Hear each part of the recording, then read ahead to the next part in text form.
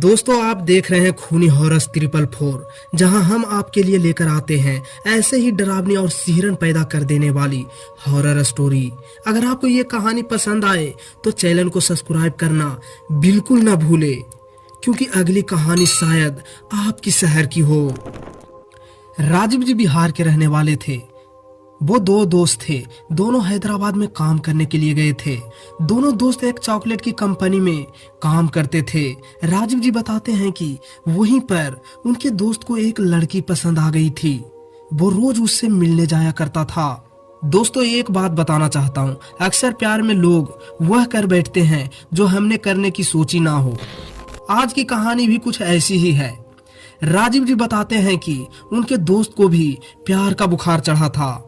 शुरुआत में तो वो सिर्फ रात भर फोन पर ही बातें करती थी, मगर फोन से मिलने का सफर कब शुरू हो गया पता ही नहीं चला।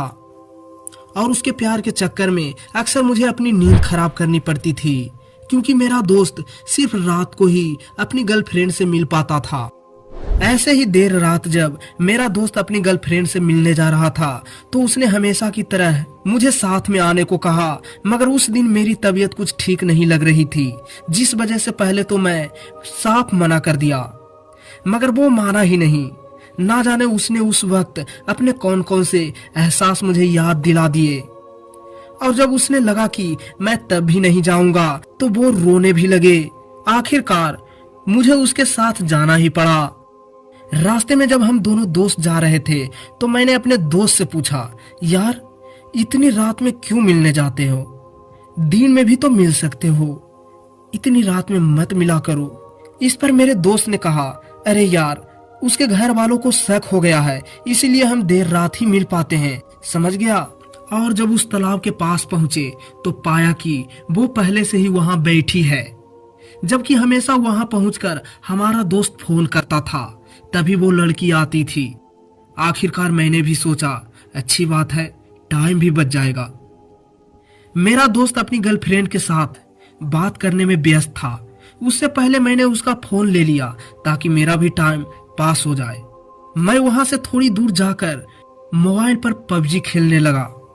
मैं अभी खेल ही रहा था कि एक मैसेज पॉप हुआ। वो मैसेज मेरे दोस्त की गर्लफ्रेंड का था, जिसमें लिखा था वो आज मिलने नहीं आ पाएगी, घर वाले अभी तक जागे हुए हैं। मैं ये मैसेज देखकर हैरान हो गया। आखिरकार ये कैसे हो सकता है? अगर मेरे दोस्त का गर्लफ्रेंड घर पे है तो फिर ये जो मिला जो कौन है?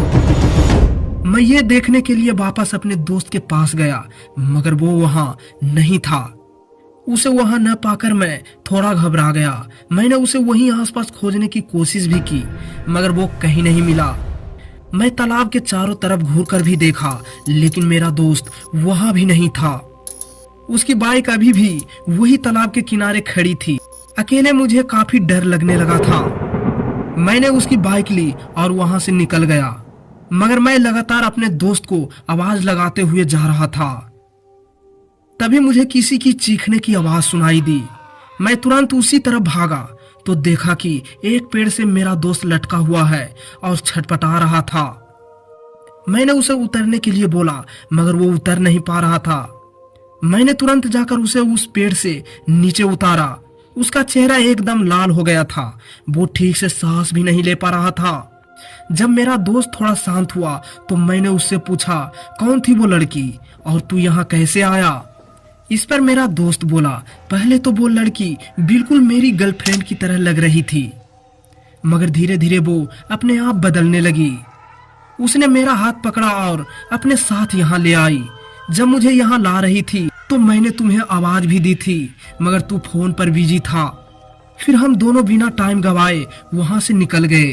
अगली सुबह पता करने पर मालूम चला कि उस गांव में उसी पेड़ पर एक लड़की को फांसी देकर जान से मार दिया गया था। वो लड़की को उसी तालाब में फेंक दिया था और उसके बाद से कहते हैं उसकी आत्मा वही पेड़ के आसपास भटकती है। उस दिन हम दोनों कैसे बच गए ये तो पता नहीं, शायद हमारा वक्त नहीं आया था। दोस्तों, एक बात तो जरूर पता लगता है कि प्यार में इतनी अंधा मत बनो कि प्यार के चक्कर में अपनी जान भी दे बैठो। तो दोस्तों, इस बात पर जरूर ध्यान देना। तो इस कहानी में बस इतना ही। कहानी अगर आपको पसंद आई हो तो लाइक, शेयर और कमेंट जरूर करना।